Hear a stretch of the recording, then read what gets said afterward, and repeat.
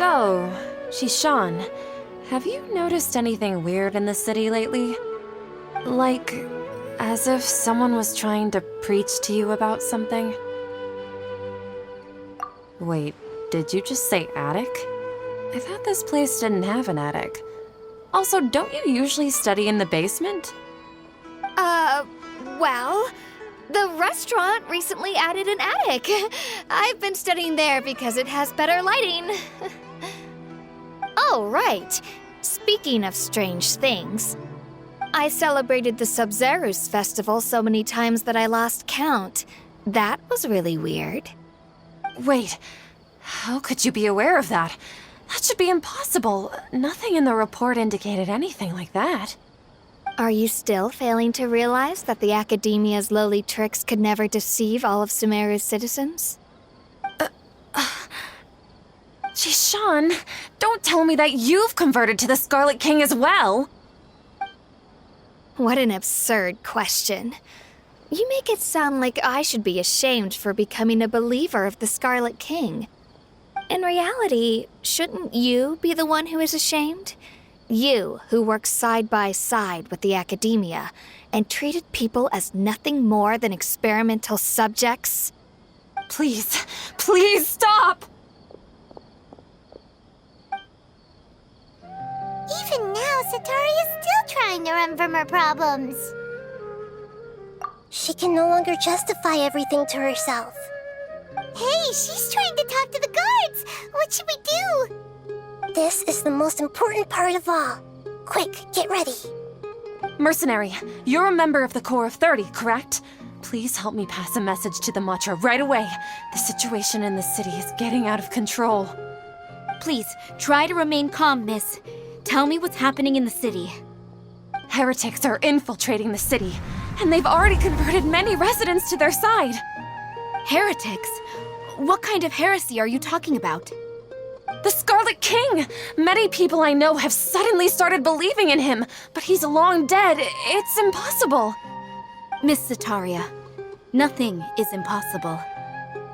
You know my name? The Scarlet King is immortal, and all who defy him will one day pay the price. You must face the truth, Sataria. You tread a treacherous path, and the longer you ignore it, the tighter the Academia's grasp on you will become, and the deeper you will be ensnared.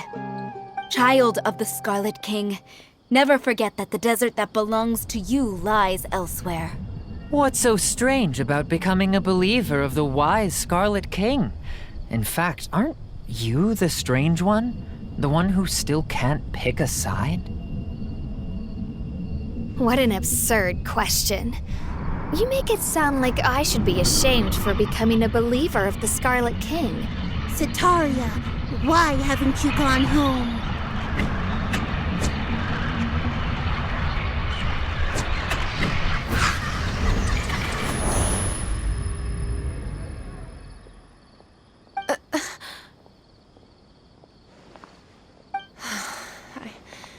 It seems that no matter where I run, I only keep finding more believers of the Scarlet King. I have to say, this is a familiar feeling. I've also been running from my guilt this whole time. Guilt over my part in the Sage's plans, and from ignoring the letters from the children of my homeland. But no matter how much I may try to ignore or get rid of it, my guilt always comes back.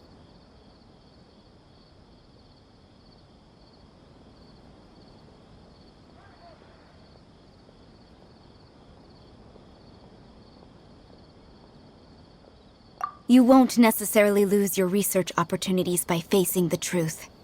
Besides, did you really want to conduct your research while carrying such heavy feelings of guilt?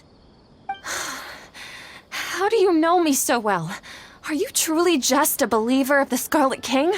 Or are you the god himself? That's not important.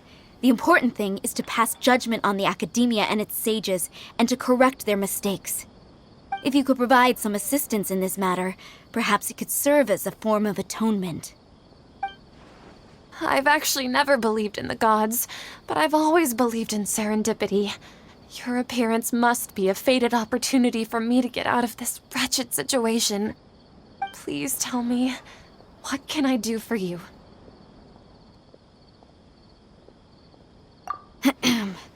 How much do you know about the Sage's current activities? I was just one of the designers for the masked dream harvest scheme, which is what happened around the Sub-Zeru's festival. But I know very little about the full scope of the overall project.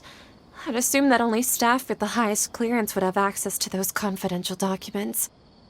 I've just been working to meet the Grand Sage's specified requirements. However, there's something that's been really bothering me. I heard that a scholar who was previously expelled has returned to the city, and even the sages are still quite wary of him. To fight against the Academia, we will need to figure out the nature and the purpose of their work. Is there a way for us to get access to the confidential documents you mentioned? It should be possible if we're willing to take some risks. After all, I'm an assistant to the Grand Sage, and I've been working on many tasks outside of the project. One thing, though, I won't be able to transfer the documents to you through the Akasha once I get my hands on them. The sages have always closely monitored all activities within the Akasha. Let me see. Let's use the most primitive method. Send someone to pick up the documents tomorrow evening at the Academia entrance. The Academia entrance. Wouldn't that be too conspicuous? Don't worry about that. I assure you, this won't be a trap. I'm only suggesting this location because it'll draw more scrutiny for me to leave the Academia again. It'll be safest for me to distract the guards long enough to hand you the documents. All right, I trust you. So, if I were to successfully complete this task, would it mean I've atoned for my wrongdoings? That'll depend on the judgment of the Dendro Archon. The Dendro Archon.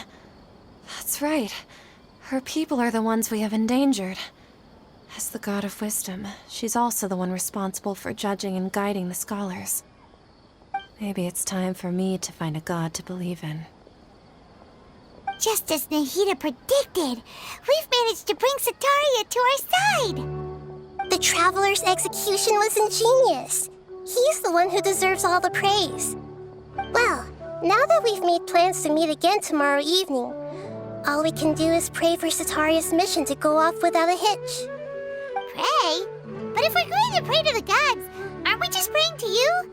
God of wisdom and guardian of the scholars?